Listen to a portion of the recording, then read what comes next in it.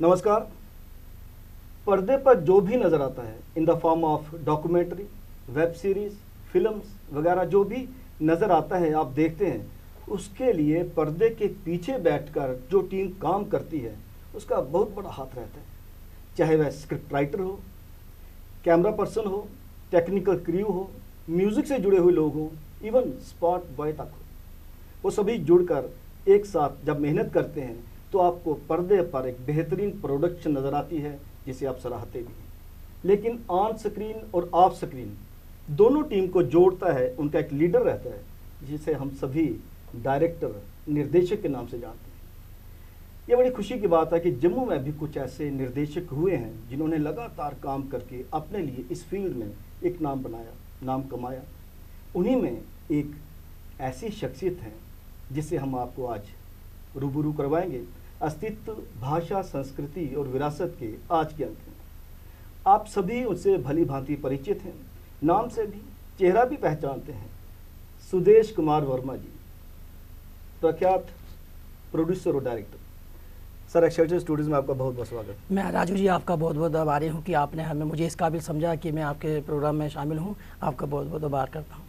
कभी कभी सर एक कन्फ्यूज़न सा हुआ करता है कि आप जिस उम्र में आपने ये काम करना शुरू किया तब ग्लैमर है, क्योंकि ये फील्ड ग्लैमर का है, तो हर कोई चाहता कि मेरा चेहरा स्क्रीन पे नज़र आना चाहिए। आपने प्रेफर किया एज डायरेक्टर। हाँ, मैं आपको ये बताता हूँ। शुरुआत जो मेरी ज़िंदगी थी, ये स्कूल कॉलेज में हम पढ़ते थे तो तभी मैं डायरेक्शन दिया करता था। अच्छा। तो मुझे वहाँ मेरे प्रोफेसर, मेरे फ्रेंड हैं, वो बोलते थे कि आप अपने आप को डायरेक्टर समझता है। मैंने कहा हाँ, मैं अपने आप को डायरेक्टर समझता हूँ। अच्छा। और वही मुझे जो मेरा खिंचाव था वो आज ले आया और आज मैं इस फील्ड में काम कर रहा हूँ। मेरी शुरुआती जो प्रोडक्शन हुई थी 90 में जी, मैंने डीडी जलंधर से शुरू किया था। उस वक्त हमारे जलंधर के डायरेक्टर थे एमजी गौतम साहब। अच्छा। तब वहाँ प्रोग्राम चलते थे, शॉर्ट फिल्म, कुकीज़ वगैरह, डोगरी प्रोग्राम, गाने चलते थे। हाँ, डोगर पर। तो मुझे वहाँ 4-6 प्रोग्राम मुझे मिले जो मैंने प्रोड्यूस किए। इन दी मीन टाइम मेरी शुरुआत जलंधर से हुई है। उसके बाद 90 में मुझे डॉक्टर जाहिद गिलानी मिले। उन्होंने मुझे कहा वर्मा जी आप इधर तो काम कर रहे हो। बता दो कि डॉक्टर जाहिद गिलानी एक बहुत बड़े अदाकार हैं और गवर्नमेंट मेडिकल कॉलेज में प्रिंसिपल भी रहे। हाँ, आपने बिल्कुल दुरुस्त फरमाया। उन्होंने मुझे इनकरेज किया कि वर्मा जी, सुदेश जी, कि आप ऐसा करिए, आप डीडी श्रीनगर के लिए कुछ प्रोग्राम बनाइए, मैं आपको मिलवाता हूँ किसी बंदे से।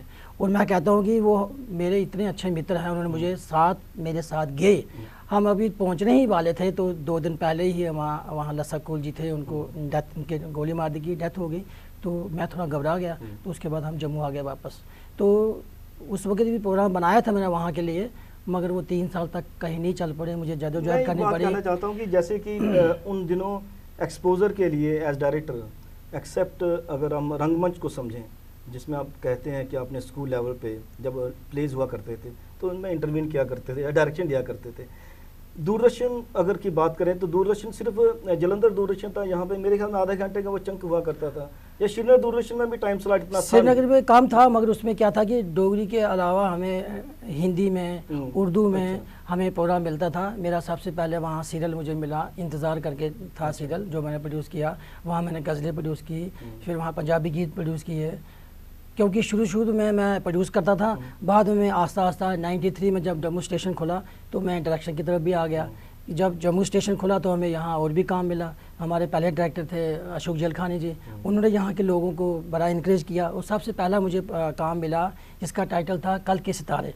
उसमें टाइटल ये था कि जो हमारे नौजवान पीढ़ी है अलग अलग फील्ड में, म्यूज़िक में, थिएटर में, सिंगिंग में, एक्टिंग में, किसी भी फील्ड में, क्राफ्ट में, आर्ट में, मैं उनको प्रेजेंट करके 10 एपिसोड का मैंने प्रोग्राम बनाया, जो मुझे काफ़ी उसमें हिम्मत मिली और मैं काम करता गया। आस्ता आस्ता फिर जम्मू स्टेशन भी बढ़ता गया, यहाँ कमीशन शुरू हो गई। फिर इन द मीन टाइम हमारा डीडी कौशल स्टेशन भी खुल गया, तो वहाँ भी मैंने काम किया। डीडी जम्मू के लिए मैंने बहुत सारा काम किया है। उसके बाद अंडर क्लासिक मैंने एक प्रोग्राम बनाया। ठाकुर पुंछी जी की नावल थी चानिंदे चोर, जिसको स्क्रीन पे अपना छत्रपाल जी ने किया था। वो फिल्म जब बनाई, इतनी मतलब उसका मुझे हिम्मत मिली कि मैंने वो एक शो रखा था, जैसे आजकल थिएटर में फिल्म चलती है ना, मैंने अपने थिएटर में एक पूरा प्रीमियर सिस्टम किया। बुक करके पूरा दिल्ली से टीम आई, उसमें एडीजी अशोक जलखानी जी थे, बहुत सारे लोग थे, हम 250-300 लोग थे जिनको हमने वहाँ फरमाया गया पूरा। और इतना मुझे वहाँ से इतनी हिम्मत मिली कि आपने सुदेश जी बहुत अच्छा प्रोग्राम बनाया है, और उससे और प्रोग्राम मुझे बनता गया। लेकिन एक बात है, अब आती है टर्न, क्योंकि जैसे आप फिक्शन के साथ रिलेटेड रहे हैं, आपने रेडियो सीरियल भी बनाए, आपने टेलीविज़न के लिए सीरियल भी बनाए, क्लासिकल फिल्में भी बनाई, अब आती है टर्न। एक ख्वाब दिखाया गया, डीडी श्रीनगर में बहुत काम था, डीडी जलंधर में भी काम मिलता था, जम्मू में भी जम्मू दूरदर्शन खुल गया, बहुत सारा काम आया। वह दौर ऐसा था कि बहुत ज़्यादा काम था, लोगों के पास वक्त नहीं हुआ करता। वो ख्वाब जब दिखाया गया तो लोग शीर्ष तक पहुँचे, फिर एकदम से धड़ाम नीचे। आज जम्मू दूरदर्शन में काम नहीं है, डीडी कशीर की खिड़की खुलती ही नहीं, जो खुली है वो भी आप तक जितने भी सीरियल वगैरह हैं, मुझे नहीं लगता कि वो कुछ अटके पड़े हुए हैं। डीडी श्रीनगर में जितने भी सीरियल हुए हैं पिछले 10 साल से, 8-10 साल से, उनकी पेमेंट किसी को नहीं आई। ये डाउनफॉल, ये मैं सबसे बड़ी बात समझूंगा, क्योंकि ये शुरू का जो दौर था कि हम एक ह्यूज जैसा प्रोड्यूसरों का लगभग बरमार हो गई, शुरू हो गई। अब दूरदर्शन भी क्या करता कि किस किस को काम देता, किस किस को, कुछ हमारी गलतियां हैं उसमें। नहीं, मैं कह रहा हूँ जिनको काम मिला उनकी पेमेंट क्यों नहीं हुई? उनकी पेमेंट इसलिए नहीं हुई कि जिसने भी जो प्रोग्राम बनाए, जो हमारे कंसर्न ऑफिसर थे, ओवर बजटिंग कर दी, बजट की तरफ ध्यान नहीं दिया गया। अगर कोई भी आया, लेकिन एक बात है, कलाकार का, टेक्नीशियन का या प्रोड्यूसर का या डायरेक्टर का कसूर नहीं था। नहीं, कसूर तो नहीं है, कसूर तो डिपार्टमेंट का था। जो ऑफिसर थे, कंसर्न ऑफिसर थे, जिन्होंने बजट को ना देखते हुए प्रोग्राम बांट दिए गए। और बाद में, अच्छा वहाँ मैं आपको बात बताता हूँ, कुछ प्रोड्यूसरों ने अपनी मिसिस के गहने गिरवी रख के भी लोगों ने प्रोग्राम बनाए हैं कि हमें इमीडिएट पेमेंट मिल जाएगी। देखिए, जैसे डीडी कशीर में आपने प्रोडक्शन करनी हो, सीरियल करना हो, तो आपको बैंक गारंटी भी चाहिए। उसके लिए कई लोगों ने प्राइवेट फाइनेंसर से सूद पे पैसे भी लिए। जब तक उनका सीरियल अप्रूव होता, पैसा तो आने की दूर की बात है, तब तक वो इतना ज़्यादा कर्ज में डूब गए थे कि पेमेंट आ भी जाती तो ऐड पार हो जाते।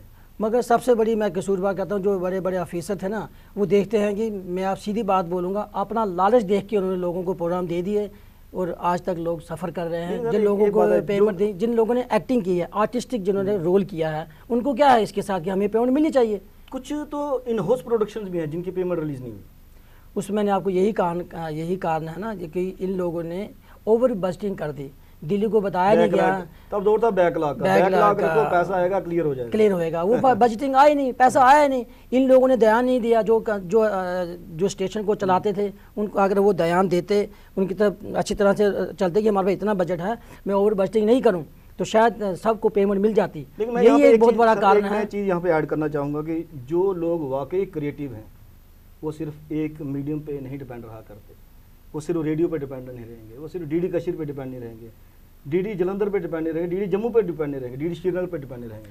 आपने वही चीज़ की, आपने साहित्य अकादमी की तरफ रुख किया। मैं कहता हूँ कि मैंने हिंदुस्तान का कोई ऐसा स्टेशन नहीं छोड़ा, क्योंकि मेरी आदत है, शुरू से ही मेरे फादर साहब कहते थे कि देखो, जब आप कुछ काम करोगे ना, हिम्मत करोगे, तो आपको काम मिलेगा, नजर आते हैं, रास्ते मेरे खुद ब खुद खुलते गए।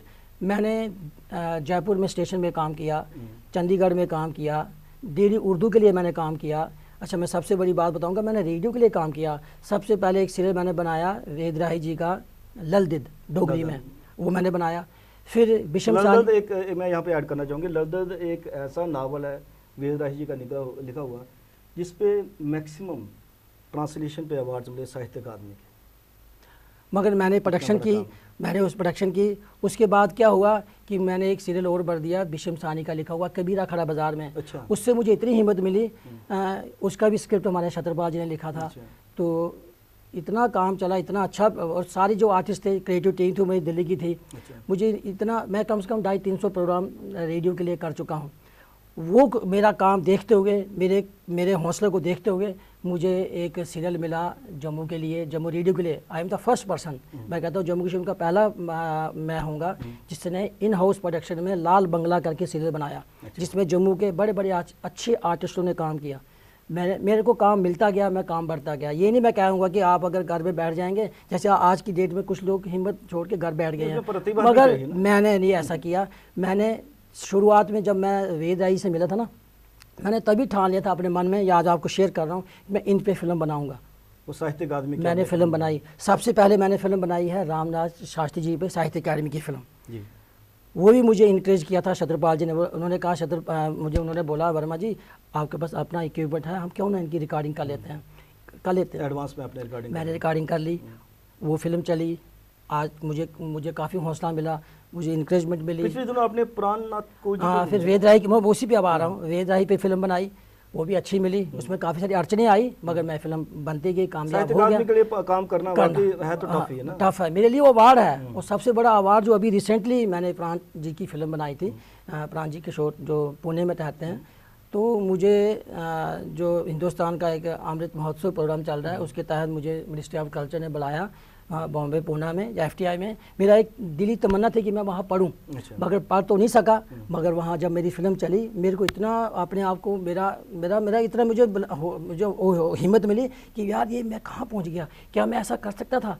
और जब मेरे वहाँ तालियों से गूंज के जब फिल्म दिखाई गई, जब चली गई, मुझे इतनी इंकरेज मिली। और जब प्राण जी ने एक शब्द बोले कि ये स्वदेश ने पता नहीं कहाँ से शॉट लाया है, आई एम बी इंकरेजिंग, बहुत अच्छी फिल्म बनाई है। और जो चीज़ मुझे आज तक हौसला मेरा बढ़ता गया और कारवा बढ़ता गया, प्रोग्राम बनाता गया। देखिए पूना का वो इंस्टीट्यूट जो है वो बेसिकली एक मंदिर है, जो भी कला जगत के साथ जुड़े हुए हैं, खासकर फिल्म मेकिंग में, तो वो वहाँ पे जाके मत्था टेकते हैं कि शुक्र है यहाँ। और ये मेरे लिए बहुत फ़ख्र की बात है। मैं अपने आप को मैं खासकर कहता हूँ कि I am the first person JNK जिसकी पहली फिल्म, और वहाँ ऐसी फिल्में प्रूव होती हैं जो बड़े बड़े स्टार्स की फिल्में चलती हैं। उस हाल में मैंने फिल्म मेरी चली और देखी और मुझे वहाँ हौसला दिया, मुझे वहाँ सम्मानित किया गया, मुझे अवार्ड भी दिया गया। और उन्होंने बोला कि you go head and you are keeping the good program for Sahitya Akademi और ministry of culture.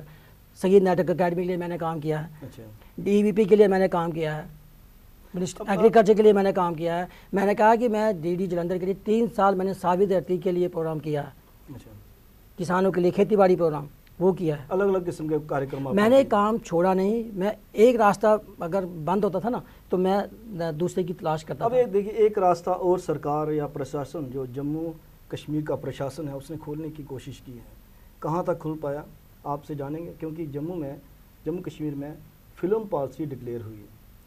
Film policy से लोकल टैलेंट को, लोकल प्रोड्यूसर डायरेक्टर को कितना फ़ायदा है। देखिए लाइन प्रोड्यूसर बन के आप जो बाहर से प्रोड्यूसर आते हैं उनको सिर्फ लोकेशन दिखा सकते हैं, दिलवा सकते हैं लोकेशन, या फिर उनको जूनियर आर्टिस्ट दे सकते हैं, प्रोवाइड कर सकते हैं। तो आपका काम तो वैसा नहीं है। देखो जी, मैंने भी कई बार कोशिश की वहाँ। एक तो सबसे बड़ी बात है पॉलिसी जो बनाई है, फिल्म पॉलिसी बहुत अच्छी बात है। इसमें हमारे आर्टिस्टों को, जो फिल्म मेकर हैं, डायरेक्टर हैं जम्मू कश्मीर के, हमारी भाषा को बढ़ावा मिलेगा, चाहे डोगरी हो चाहे कश्मीरी हो। मगर एक बात आपको बताऊंगा, मैं कई बार पिछली बार भी मैंने एक जगह कहा था कि हमारा ऑफिस ही नहीं है, इमीडिएट हमारा ऑफिस नहीं है, कि मैं किससे बात करूं। अगर मैंने कोई फिल्म बनानी है तो किससे बात करूं कि हमें क्या चाहिए, हमें इनिशिएटिव कहाँ से मिलेगा, कहाँ से हमें बेनिफिट मिलेगा। अगर मैंने फिल्म बनानी, हमारे पास इतना पैसा तो है नहीं। अगर बैंक के पास जाते हैं, बैंक बोलते हैं आपको प्रॉपर्टी है, कोई मॉर्गेज है, वो दीजिए। अगर जब तक ना, जैसे यूपी सरकार 70% सब्सिडी देती है फिल्म बनाने के लिए, जब तक ना हमारी सरकार, हमारे जो गवर्नर साहब, यहाँ के जो सिन्हा साहब हैं, अगर इस तरफ ध्यान नहीं देंगे, हमारा जो लोकल प्रोड्यूसर है, जो कश्मीरी फिल्म बनाने वाला, डोगरी फिल्म बनाने वाला, उनको सब्सिडी नहीं दी जाएगी, तो मुझे नहीं लगता कि हमारा कल्चर रिवाइव कर पाएगा। क्योंकि ऑलरेडी दूरदर्शन तो बंद हो चुका है, हमारे राइटरों की जितनी कहानियाँ लिखते थे वो बंद हो चुकी हैं, हमारा टेक्निकल स्टाफ बंद हो चुका है, काम ही नहीं रहा, वो इन्हें लुप्त हो रहा है। अगर इसको जगाना है, इसको हम लोकल टैलेंट को ज़्यादा उभारना है, तो इसमें गवर्नमेंट को चाहिए। अगर फिल्म पॉलिसी अच्छी बात है, इसमें इंक्रीज तभी मिलेगा जब हमें फाइनेंशियल में हमें कोई मिलेगा। जैसे कि किसी को फिल्म चलानी है तो उसमें थोड़ी हिम्मत मिलेगी, सब्सिडी, हाँ जी फिल्म कोई खरीद ले फिल्म। जैसे यूपी सरकार फिल्में खरीदते हैं, ताकि फंडिंग करते हैं, ताकि प्रोड्यूसर को जो उसकी हिम्मत बढ़ती है, वो इस बार अगर एक फिल्म बनाई है, दूसरी बार नेक्स्ट फिल्म और बनाता है। जब तक ऐसा ये प्रोसीजर लेके नहीं आएंगे, ये अगर सरकार ऐसा सिस्टम लेके नहीं आएगी, सबसे बड़ी बात है एक ऑफिसर होना चाहिए जहाँ पर हम जाके अपनी मन की बात रख सकें। बाहर के लोग आते हैं हाई लेवल पे बात करके तो अपना इन्फ्लुएंस लेके चले जाते हैं, जबकि हमें नहीं मिलता। जब तक ना कि एक ऑफिस, हमारा ऑफिस होगा, एक इनिशिएटिव डिक्लेयर होगा, अगर आप डोगरी फिल्म बनाओगे आपको हम इतना इनिशिएटिव देंगे, हम आपको चलाने में भी इसमें आपको सपोर्ट करेंगे। जब तक ये नहीं होगा तो मुझे नहीं लगता कि हमारी फिल्म पॉलिसी कामयाब हो सकती है, क्योंकि यहाँ पर इतना वो इन्फ्लुएंस नहीं है, इतने थिएटर भी नहीं है। ये तभी होगा जब हमें गवर्नमेंट सपोर्ट करेगी, हमारे आर्टिस्ट इनकरेज होंगे, हमारे कैमरामैन, टेक्नीशियन जो कि लुप्त हो रहे हैं। आने वाले टाइम में अगर ये इस तरफ ध्यान नहीं दिया तो शायद हम आगे आने वाले दिनों में फिल्म नहीं बना सकेंगे। आज भी लोग प्रोड्यूसर जेब से पैसा लगा के फिल्म बनाते हैं, मगर रिटर्न नहीं आता। रिटर्न कैसे आएगा? जब तक तो सरकार नहीं सपोर्ट करेगी तो हमें वापसी आ सकती है। सही बात है। जब आपने फिल्म पॉलिसी बनाई है तो फिर लोकल टैलेंट को वो सपोर्ट भी मिलना चाहिए। आप एक्सेलसियर स्टूडियोज़ में आपका बहुत बहुत शुक्रिया। बहुत बहुत धन्यवाद। जैसे सुदेश कुमार वर्मा जी ने कहा कि अगर एक रास्ता बंद हो जाता है तो मैं दूसरे रास्ते की तरफ कदम बढ़ाता हूँ, दूसरा रास्ता बंद होता है तो तीसरे रास्ते की तरफ कदम बढ़ाता हूँ। रास्ते बहुत से हैं लेकिन चलना तो आपको ही है। कैमरा पर्सन करण सिंह के साथ राजेश्वर सिंह राजू को अब दीजिए इजाज़त। नमस्कार।